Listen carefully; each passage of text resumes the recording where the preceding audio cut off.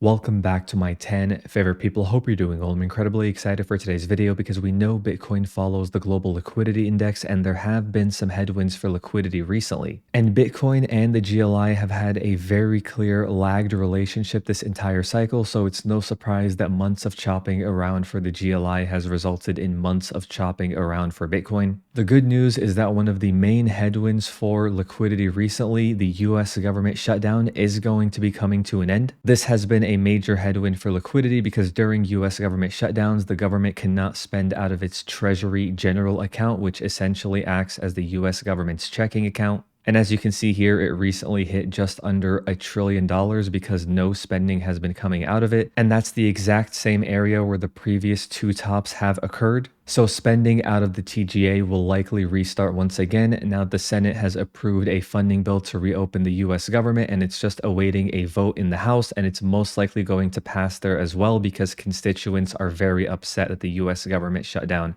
has gone on this long. And the reason why the GLI is so great compared to other measures of global liquidity, like just looking at global M2, is because the GLI also includes things like the TGA. It also includes the Fed's balance sheet and monitoring whether the Fed is doing QT or QE. It also looks at the Fed's reverse repo program, as well as major central bank balance sheets around the world, and still includes that global M2 measure as well. And that refilling of the TGA is one of the main reasons why the GLI has been flat over the past few months. As for the other major headwind for liquidity, Powell's recent hawkish commentary, that's going to take a little bit of time to play out, but we do know Powell is getting replaced in early 2026, and the announcement of his replacement is probably going to happen between now and the end of the year. And I don't believe markets are pricing in the likelihood of a more dovish Fed chair next year. And although we know liquidity can decline in the short term and create volatility in risk assets, we know the financial system requires liquidity expansion over the medium to long term. And these rate cut expectations are the result of Powell's commentary saying that a rate cut in December isn't guaranteed. Now, the market is still saying there's a 65% chance of it happening, even though going into the meeting it was closer to 90%.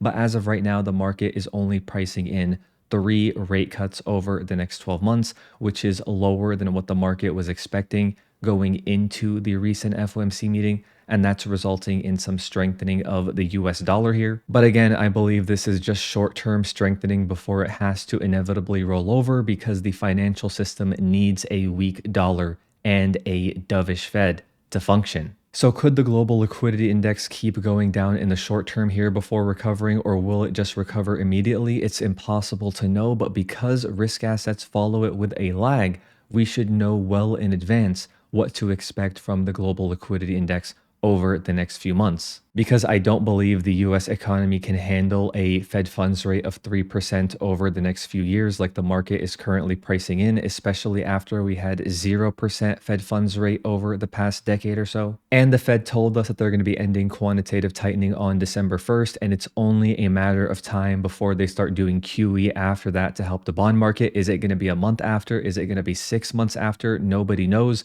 but we do know what the destination is eventually going to be. And I know it's been a rough few months for many because Bitcoin has been a bit of a sideshow recently compared to precious metals and AI stocks. But we have to remember that just 12 months ago, everybody was euphoric about Bitcoin breaking out above 75K for the first time and the excitement surrounding the Bitcoin strategic reserve. And exactly 12 months before that, we were celebrating the rumors that the BlackRock spot ETF was going to be approved for Bitcoin and all of the institutional inflows that was going to bring in. And exactly a year before that, everybody was depressed because FTX had just turned out to be a huge fraud and so many people lost so much money. And exactly 12 months before that, everybody was euphoric at the top of the 2021 cycle, expecting Bitcoin to go to 100K because El Salvador was going to be the first of many nation states to buy Bitcoin as a country. And exactly a year before that, Bitcoin was breaking above 20K for the first time and was about to go on an insane run all the way up to 64K with one of the biggest mania phases we've seen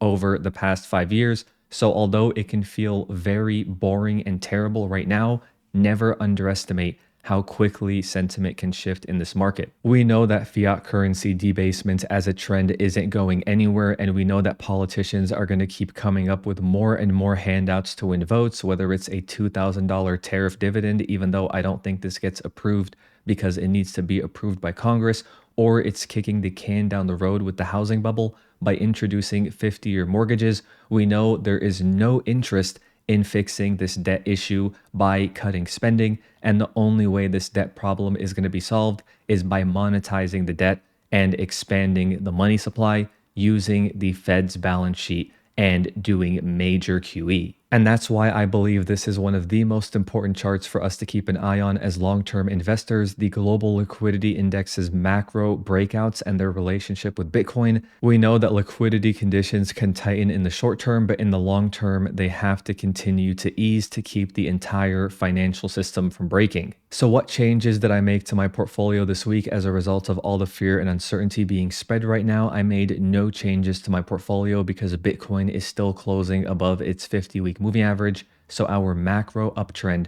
remains intact. And as always, if you'd like to learn more about my portfolio automation system or mental models I use to navigate this market or common mistakes I see so many investors making, you can check out the Crypto Enjoyers program and community in the video description. But for now, it's clear that gold continues to price in the currency debasement that's around the corner, and I believe it's only a matter of time before Bitcoin follows through as well, like it has done this entire cycle. And as long as I'm not seeing any major warning signs and topping signals on the S&P 500, I expect that to be a nice tailwind for Bitcoin as well, because as long as the S&P 500 remains strong, Bitcoin usually catches up to it quite quickly. As of right now, I'm not seeing any major recession fears that could destroy this bull market, with real GDP still at 2.1% for Q2, and the estimate for Q3 is just under 4%. We know the Fed has to ease up on their hawkishness here because the unemployment rate is slowly rising and the labor market is weakening. You can see it in continuing jobless claims. You can see it in initial jobless claims. No huge spikes like you would expect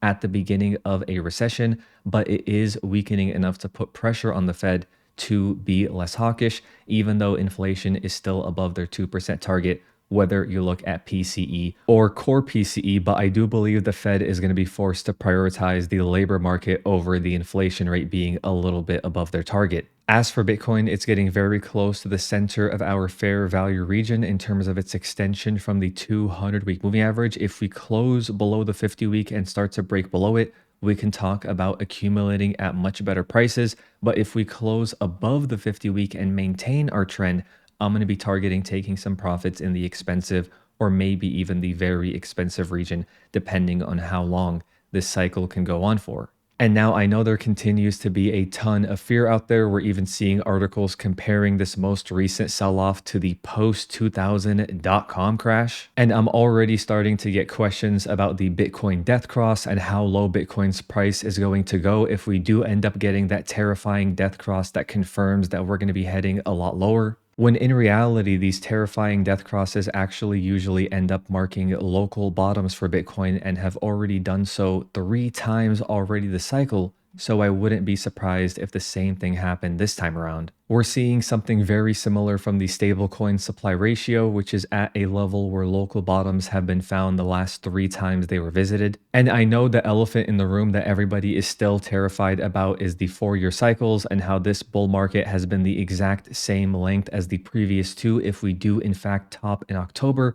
I just don't believe we can reliably make decisions based on just this one data point, and I would rather wait for the market price action to prove that the cycle is in fact over with a break of trend and close below the 50-week moving average. There's a lot of conflicting data out there right now, and it's really easy to be biased one way or another. If I wanted to make the bearish argument, I would point to all the OGs and whales that are selling and say this is the smart money and they're dumping on retail. But when you take a look at the on-chain data and look at the 1-year change in whale holdings in terms of number of Bitcoin, you can see that it's been rising ever since the beginning of 2024 and hasn't really been seeing any major drops recently. And instead, it's actually been going up over the past month or two. Same thing with the long-term holder spending. It's very easy to make a bearish argument and say long-term holders are selling here, just like they did in December of 2024.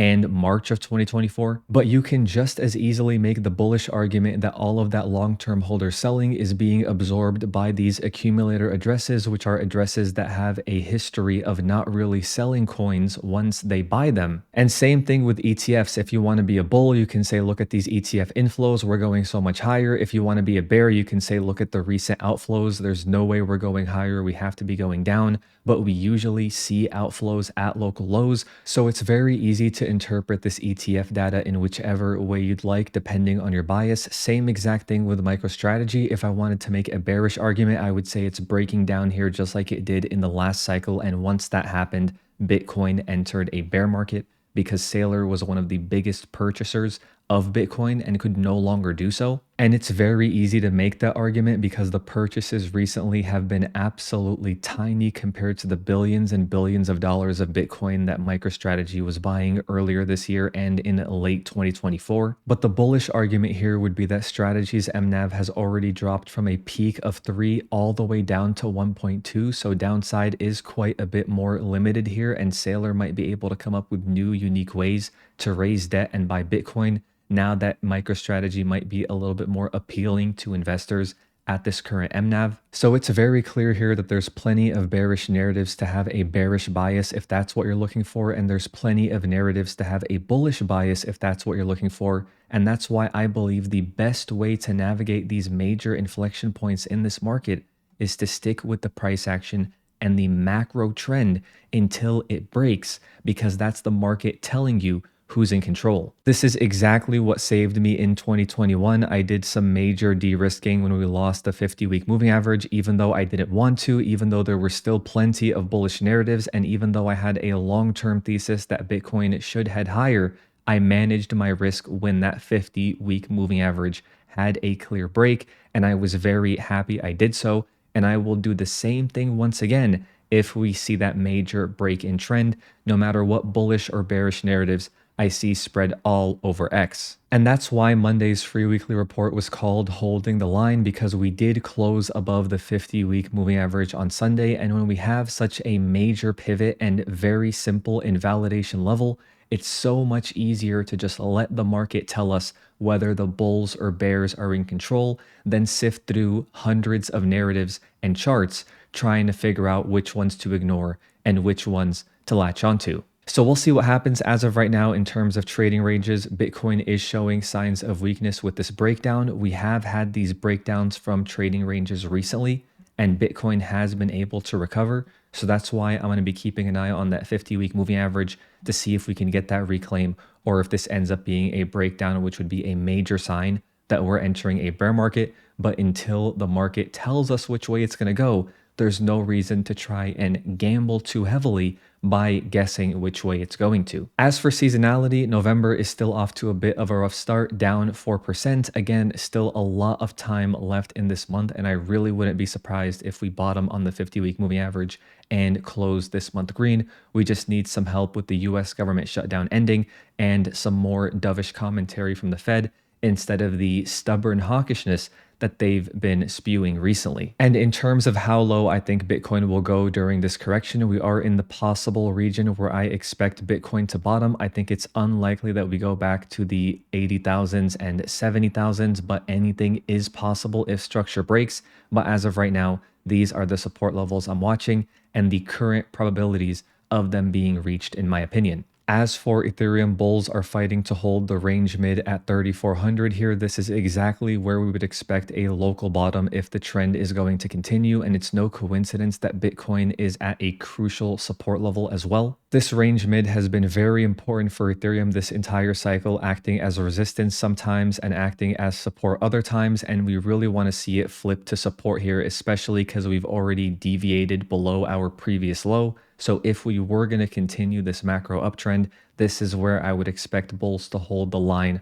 on a weekly closing basis. In terms of ETF inflows, really not seeing much, if anything, still seeing some small outflows day after day. Ethereum is near what I would consider a fair value. We didn't get anywhere near as overvalued as we did in the previous cycle, so I do expect our downside risk will also be quite a bit more limited than it was if we do end up seeing a cycle top like what we saw in 2021. And it's pretty easy to maintain a bullish long-term thesis on Ethereum if you're bullish on this technology because it is still the biggest player in this asset class with $200 billion in assets on chain, and it is by far the dominant asset outside of Bitcoin. And I still continue to expect this to be a consolidation that bottoms somewhere above the 50-week moving average before breaking out once again. We know Ethereum loves to return to the 50-week moving average after rallies before breaking out, and it doesn't surprise me that we've had this extended consolidation after the huge reprice we saw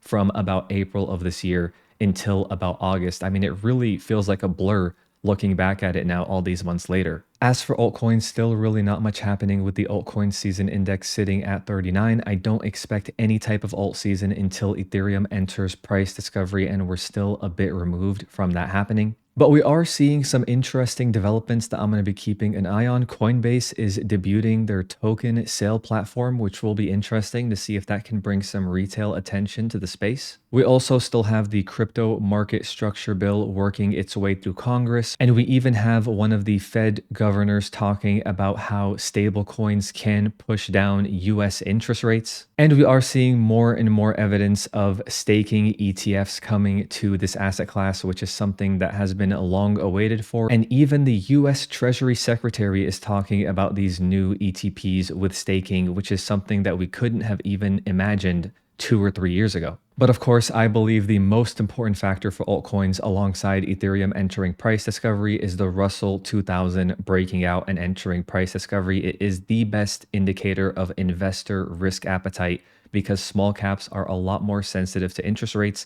And until we see some real risk taking in small caps, I don't expect anything magical to happen for altcoins, which is why Solana continues to struggle, because as long as Bitcoin and Ethereum do, they're going to drag Solana down as well. So even though Solana is seeing these ETF inflows, and it's the dominant chain in terms of transactions and active addresses, and it's the dominant chain in terms of 30-day DApp revenue above Hyperliquid and Ethereum, and it's the dominant chain in terms of weekly DEX volume above Binance Chain and Ethereum, it is still going to continue struggling until Bitcoin confirms its bottom at the 50-week moving average and we see some life brought back into this market. And because we're going to be comparing price action to November and December of 2024 with this performance versus benchmark over the past year, it is looking pretty rough for Solana, Bitcoin, and Ethereum here because they're having to compare to those high watermarks. But I do still believe we can turn it around and outperform the NASDAQ and S&P 500